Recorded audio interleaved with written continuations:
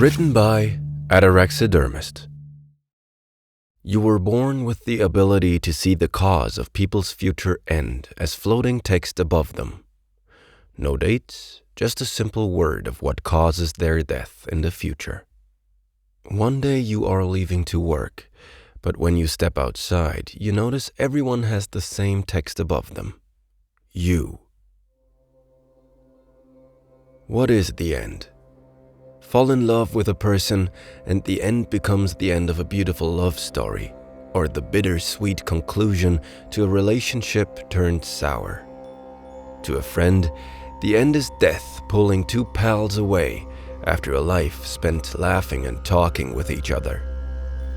These are the ends that stick, ends that mold and make or unmake someone. The grief, the good memories, the sweet and sour feeling when an elder remembers the good old days, sad that they belong to a world long past, but happy he or she got to participate instead of staying on the roadside. What's the end of a person living on the other half of the world?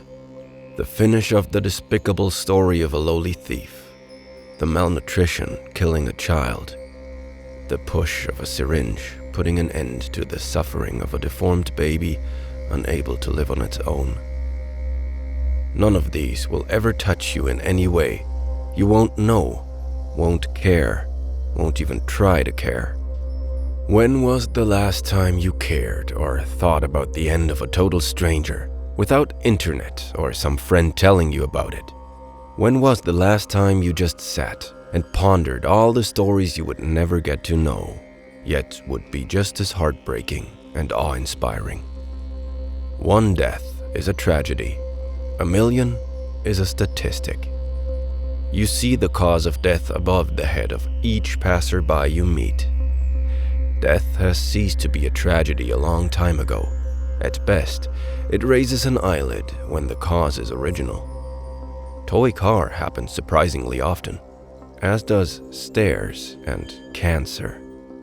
Death seems only original and cruel because humans try to avoid it at all costs.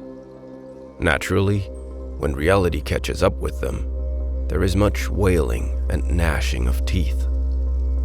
You know death. It is the single most unoriginal thing in the universe, the one true reality and certainty. You, me, nature, animals, societies, cities, the world, this entire damn universe. God. All and everything will end. It's written. It has to. It's part of the cycle. People fear it like the plague, yet once the big crunch happens and all the planets are channeled at light speed to collide into a single point no larger than a dot, it gives way to the possibility of a big bang. For the big crunch will also die and end, and the very cycle ruling the end and the start will, in time, be replaced by something else too. And it's beautiful. The start fuels the end, which fuels the start. The more you think, the more you ponder, the more you hate this fear of death, this fear of the end. This very fear, on a philosophical level, is absolutely wrong. As an instinct, it's all right. It stops children from jumping off cliffs as a general rule. But for a sapient being to wish to avoid it at all costs, that's when the rot begins, the decay and the silence. What do they wish for? A still picture. What would it do? It would be the death of creation. Nothing moves, nothing ages. A fine coat of dust would permeate humans, objects, land, and life.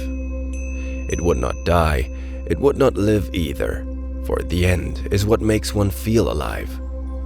It pushes artists to work the craft, scientists to discover space, children to go out and play ball. They won't do such things without an end, for they can do so tomorrow, and tomorrow, and next week, and next year, until all is still and nothing matters, for they have all the time in the world to do it, so they never will. The still clock isn't right twice a day. It's always right, and it's better for it to keep running. These scientists and the race for immortality and agelessness, a shame, a disgrace. You hate this pitiful fear, but like the world too much to show contempt. Instead, you teach, you show, you explain. You debate the concept and the problem with orators, write your knowledge and feelings and truths, gain followers. These help you make a living out of it, to dedicate life to death, the start to the end, so others can enjoy the ride. What is the end? A philosophy, the one fact of existence that should always be accepted, spread, and understood. Those who feared find solace in your teachings, a stoicism and calm they yearned for to get over the futile fight against age or death.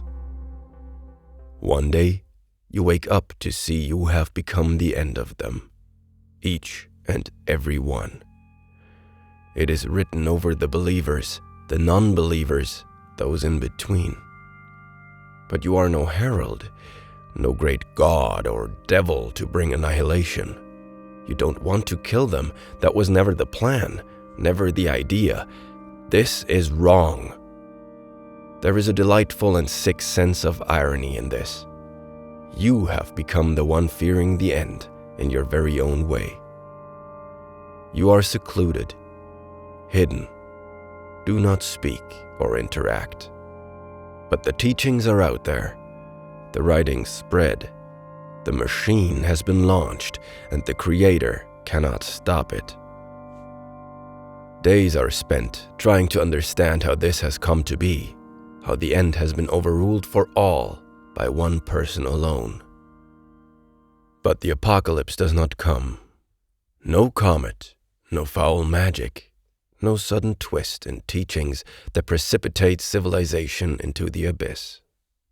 Slowly, you make contact with the world once more. People still die, as they always did, from cancer, accidents, sickness. And you are written right over their head. There is one key difference, though. Those that die and those that surround them are not scared anymore. They see it as part of the cycle. Families and friends wish the soon-to-be departed a safe travel. Because you taught them not to fear, to see death for what it is, and accept it. And through this, you have changed how they see the end, their very perception of it.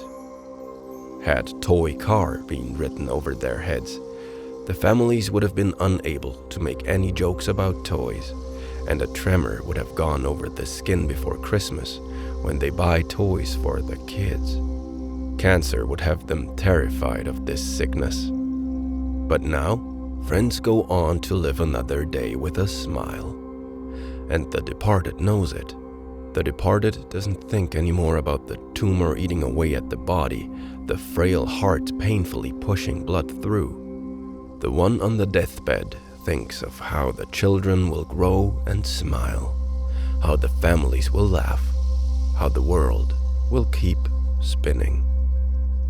The teachings have become more important than the cause of death. They live through the teachings and die in accordance to it. And, in the end, that's all you ever asked for.